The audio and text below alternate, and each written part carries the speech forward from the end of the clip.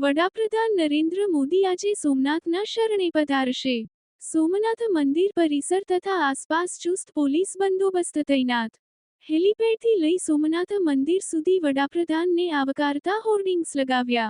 બપોરે 2 વાગ્યા કલાકે વડાપ્રધાન હેલીપેડ પહોંચશે.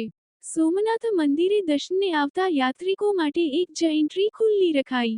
મહાકુંભ પ્રયાગરાજના દર્શન બાદ આજરોજ સોમનાથ મહાદેવના દર્શન માટે આવેલા મધ્યપ્રદેશના સંતે જણાવેલ કે આજે સોમનાથ મહાદેવના દર્શન કરીને ધન્યતા અનુભવી, સાથે વડાપ્રધાન પણ આજે આવવાના હોય તેના પણ દર્શન કરવાની ઈચ્છા દર્શાવી હતી અને સોમનાથ મંદિર ટ્રસ્ટની વ્યવસ્થાઓને આવકારી હતી.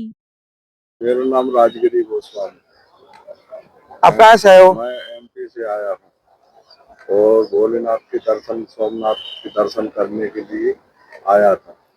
तो अच्छी व्यवस्था है, अच्छा दर्शन होता है और कोई आओ शांति से सब हो जाता है दर्शन। ओम नमः शिवाय।